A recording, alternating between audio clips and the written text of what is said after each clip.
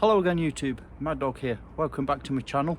It's been a while, so I'm out tonight just in the backyard, cold frosty evening, and I thought I'd do a quick look around this new bit of kit that I've recently bought, and that is the fire bowl or fire pit from UCO. Let's take a look.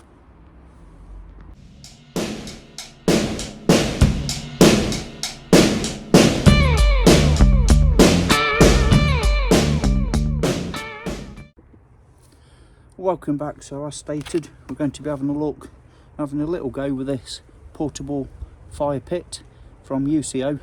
These are the people that make the little candle lanterns and other bushcrafty type pieces of equipment. Before I open this up, I'll just show you the boring stuff, the specs, etc. It comes in this cardboard packaging, obviously. I'll go with the dimensions. So fully open, the fire pit is 11.5 inches across, or 29 centimetres. It's 7 inches or 18 centimetres when it's closed up, which we'll get to later on. And it is 3 inches in depth or height, or 7.5 centimetres. And its overall weight is 266 grams or 9.4 ounces. So there's the sort of packaging. So we're just going to crack this bad boy open and see what we get. So inside, let's get rid of the box. We've got the fire bowl or fire pit itself. It comes in this little bubble wrap bag. Discard that. And there we go. That's the actual fire bowl or fire pit. So as you can see by my hand, quite compact. Nice size really. 4 standing studs, which allows you to stand it clear of a base. We're going to be on this frosty old stump here later on when I get it cracked up.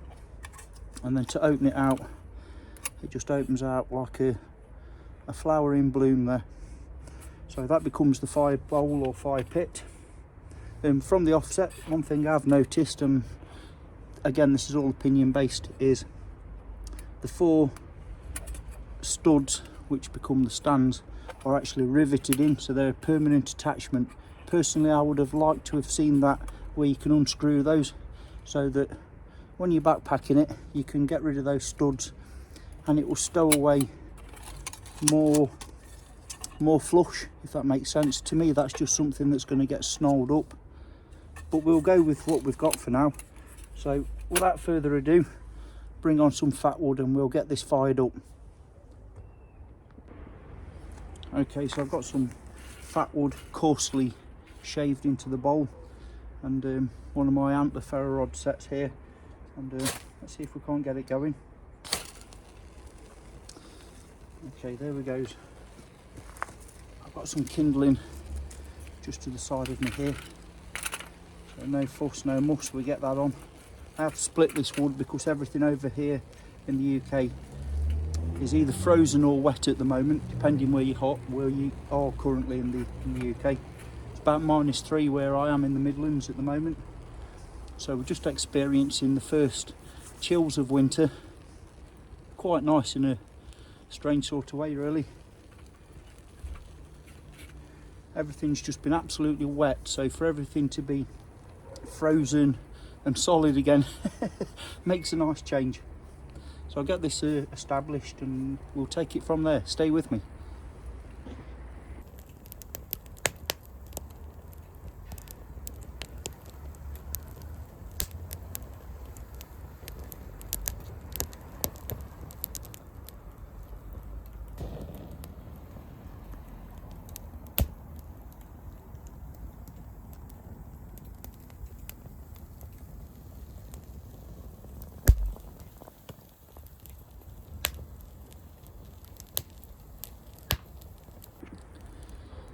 Okay, so as you can hopefully see, the fire pit or the fire bowl works perfectly well as a fire bowl or a fire pit.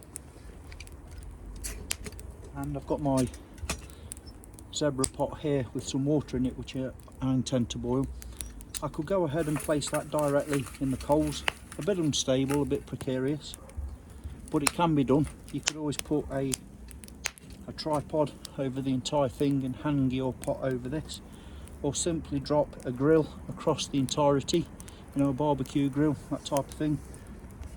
But what I'm going to be doing is, I've got a little fold out stove here, stove rack, griddle, whatever you want to call it, and I've got a couple of these. They're quite a good heavy duty stainless bit of kit, and I'm going to be giving a brand new one of these away in an up and coming video, a giveaway video soon.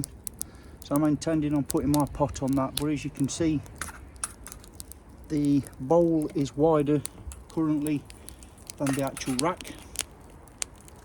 So once the fire's burnt down enough, and if your fuel that you've used is short enough,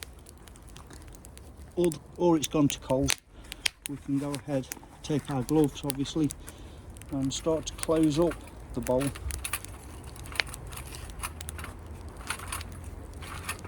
Into a smaller diameter to what you actually need, or will fit your rack. I've got to go a bit smaller yet.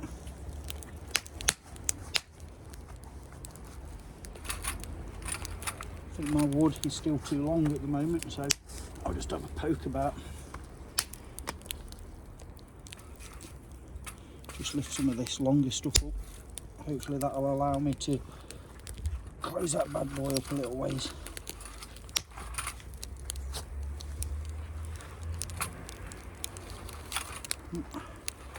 Yeah, she's going. Just that long fella there. So off the bat, lessons learnt. If you intend to close it down to cook on, use short pieces of fuel. Hopefully, oh no, we're still too wide, I'll adjust. So we can now go ahead, get our griddle over the bowl. Happy days.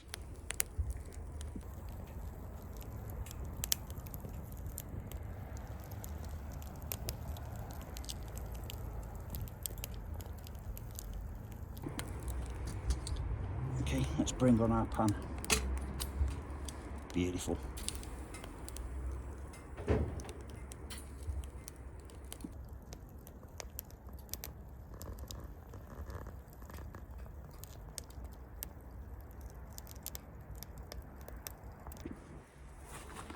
Okay, fire's about died down.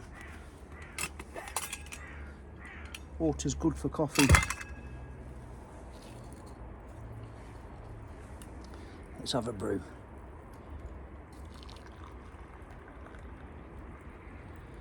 That'll warm us up tonight.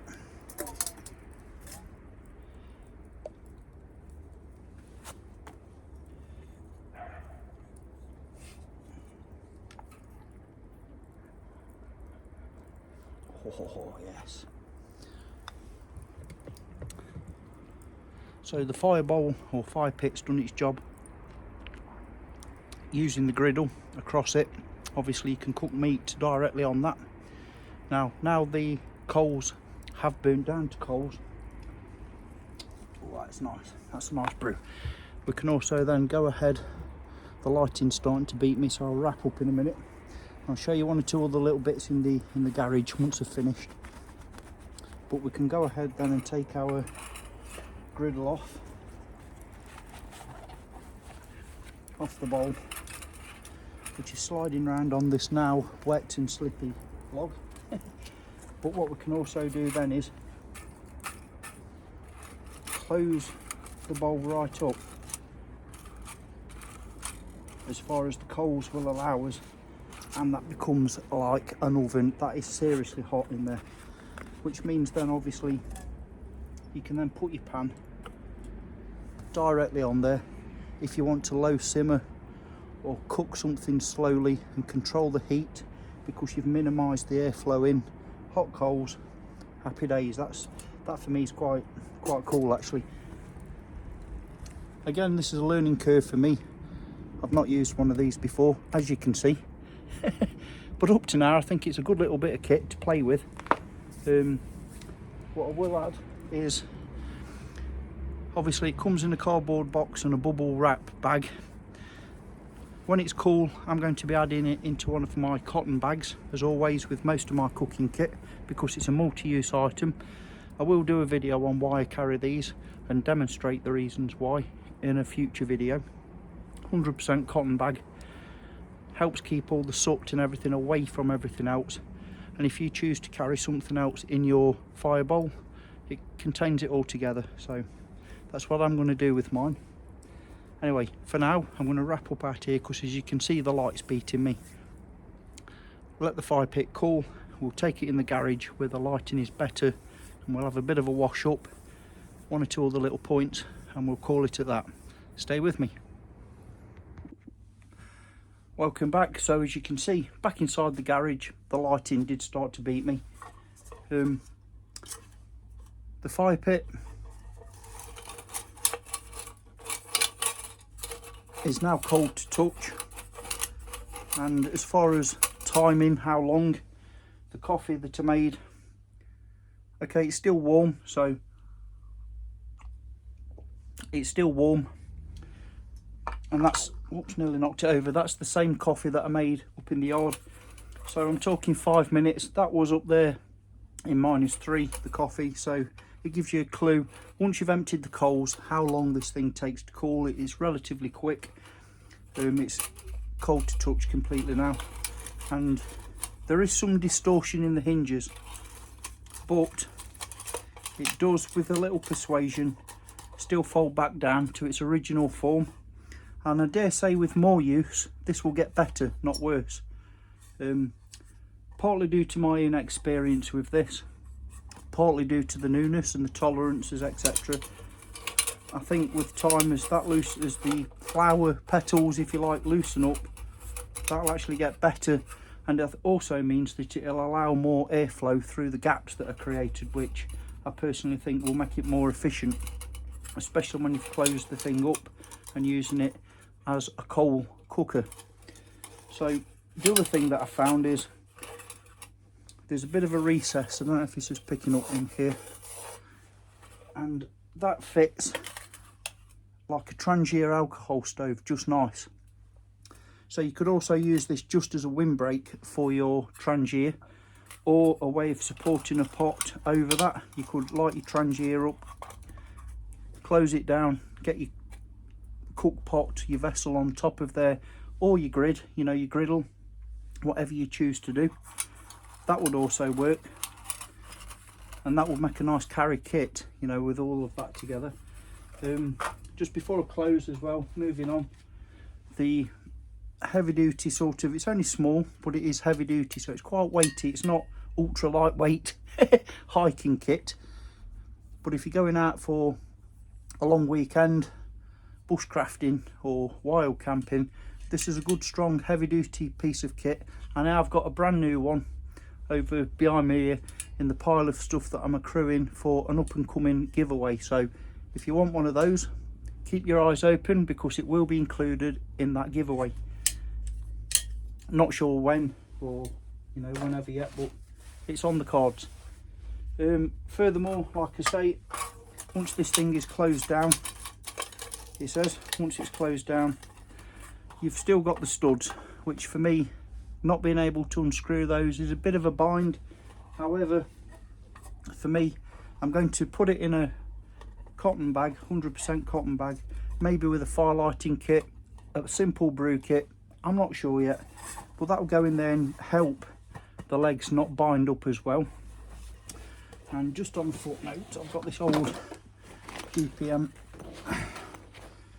Army Bergen here. It's only like the short back, I think this is the day pack. Anyway, it's irrelevant. It fits nicely into the top compartment of that.